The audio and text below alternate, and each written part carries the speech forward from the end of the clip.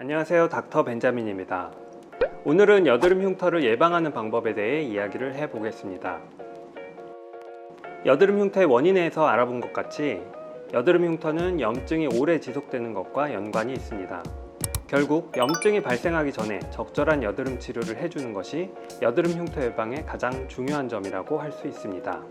즉, 여드름이 발생하면 초기 치료를 적절하게 하는 것이 가장 중요합니다.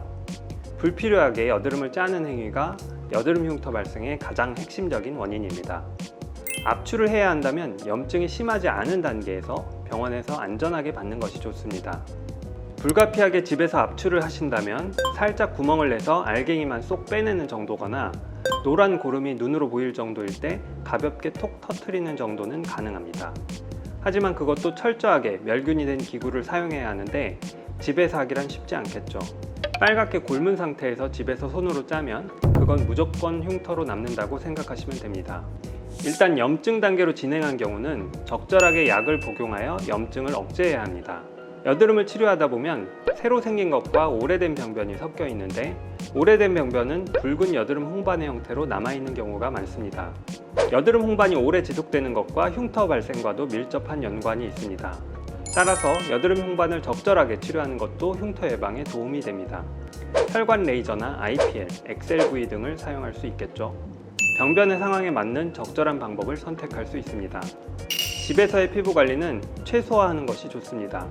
사실 현재 알려진 피부관리법 혹은 특수한 화장품 사용이 매우 잘못된 것들이 많습니다. 하나하나 언급은 안 하겠지만 검증되지 않은 방법을 사용하여 문제가 발생하면 그것은 아무도 책임질 수 없습니다. 피부 관리는 항상 기본에 충실해야 합니다.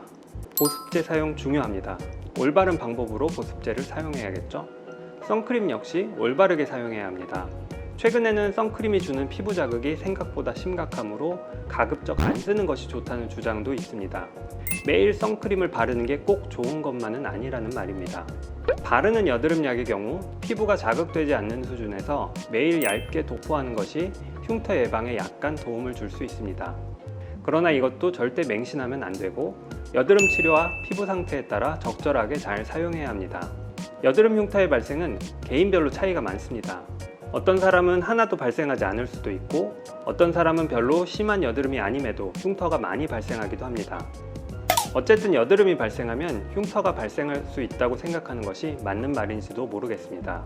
그렇기 때문에 초기에 여드름을 얼마나 잘 치료하느냐가 흉터 발생에 있어 가장 중요한 점일 것입니다. 또한 흉터가 발생하면 흉터 상태에 맞는 적절한 방법으로 올바른 전략을 수립하여 치료하는 것이 무엇보다 중요합니다.